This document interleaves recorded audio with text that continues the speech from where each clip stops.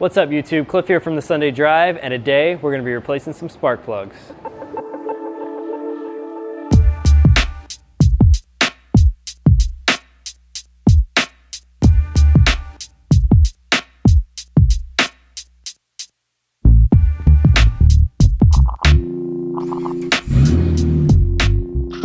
So today we're going to be replacing the 8 spark plugs on my 2014 Silverado with the 5.3 liter.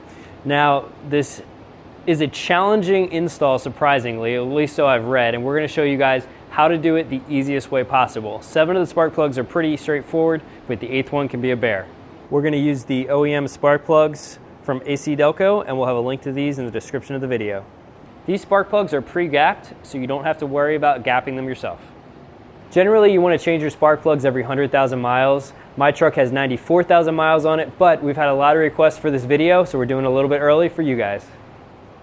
First thing we're going to do is jack up the truck and remove the tires. Make sure to always support your vehicle with a jack stand. Remove your lug nuts using a 22mm socket.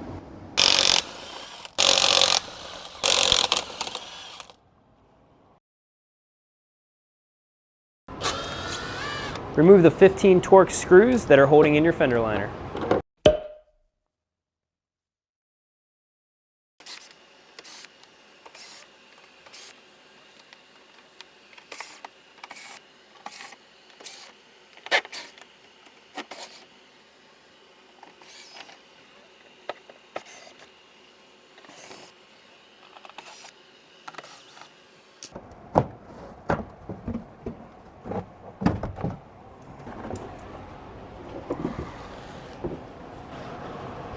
So something to note, there's a lot of dirt buildup right here. So in this padding right here, I guess it's like some sound deadening, it's pretty wet. There's some nuts. Maybe a squirrel was storing his winter feast here. So we're on the driver's side of the vehicle, and you can see our 4 spark plugs are easily accessed by removing your fender lining. So these are the 4 easiest ones to get to, so we're going to replace these real quick, and then we're going to switch over to the other side and show you how to get that stubborn number 8 one, as well as the other 3. So we're going to start with this spark plug right here. Now whenever pulling your spark plug wires out, make sure you don't pull on the wire itself. That could actually mess up the connection. You want to always pull from the base, and in this case there's a heat shield around these, so I'm going to take some needle nose pliers and pull that heat shield.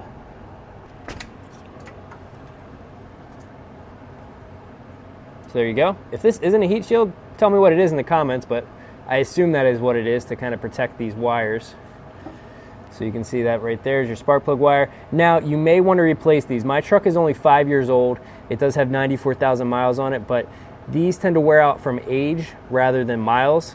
So mine are in pretty good shape. They're not cracking or anything.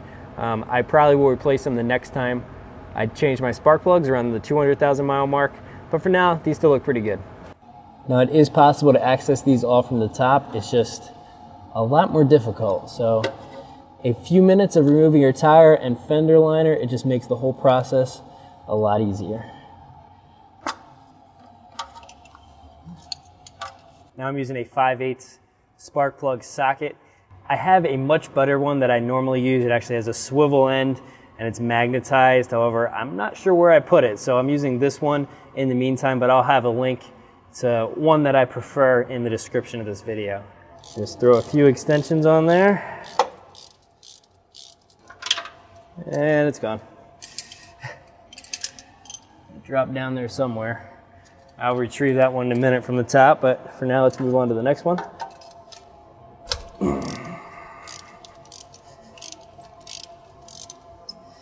These do take a little bit of force to break, but once they break, they're pretty loose. Now this next one may be a little challenging because you got your steering column coming down, but looks like I can sneak on right underneath of it and get that one out of there.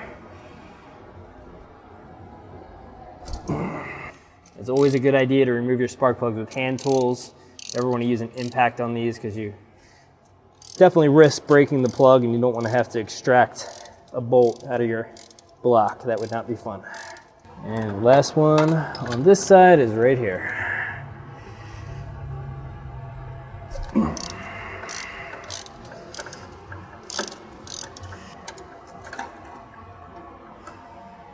Easy peasy.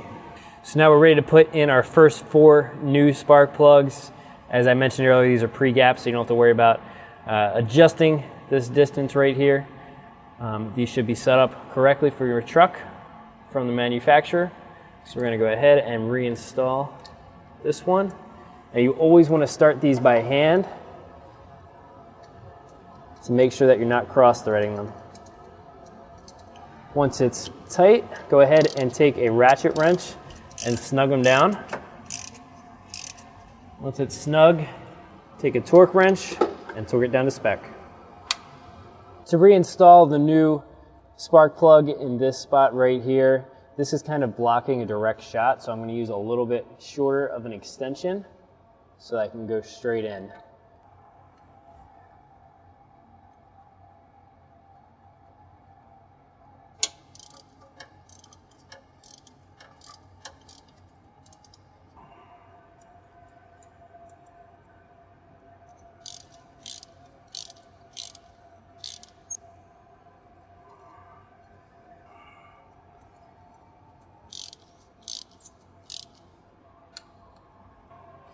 To help prevent any corrosion, just putting a little bit of dielectric grease on the ends of the spark plug wires.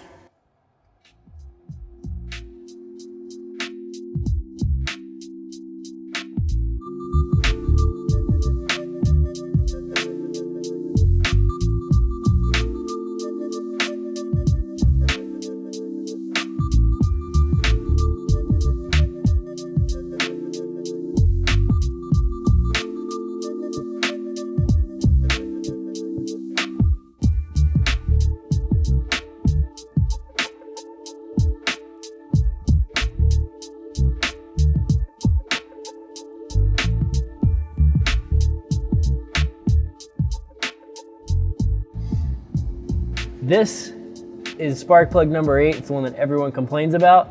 And the reason for that is because of this bump out for the passenger footwell area.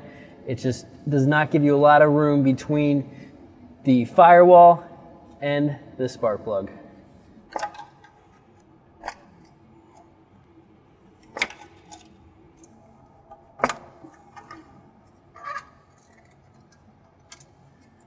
All right. That's the 4 release. Now let's get the spark plugs out.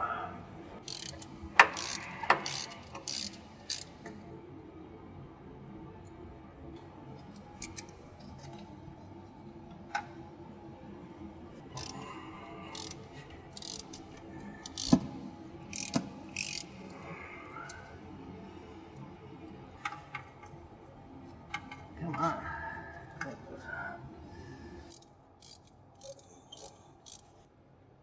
This isn't a very good socket.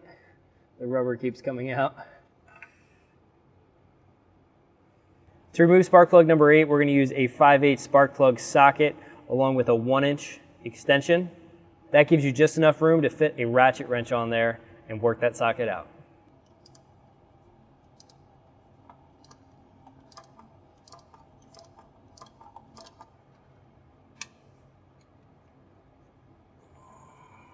So there's our spark plug out.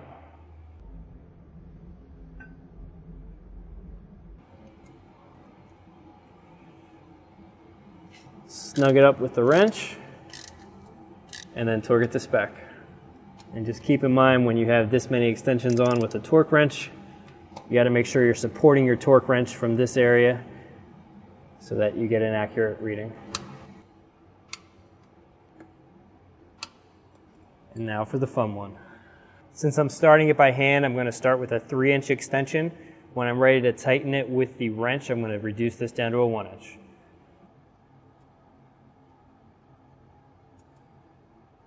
Now that I have it hand tightened as much as I can, I'm going to go ahead and switch to this 1-inch extension, put it on there, and then add the ratchet wrench. I'm kind of using the ratchet wrench in the upright position. There's not a lot of throw. If you remove this, you'll have a little bit more room to work with, but you are able to do with it in place. And unfortunately, I will not be able to get the torque wrench on here to torque this down, so I'm just going to have to do it by feel.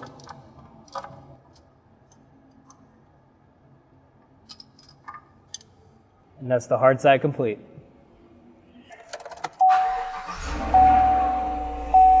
We'll check engine lights. I think we're good.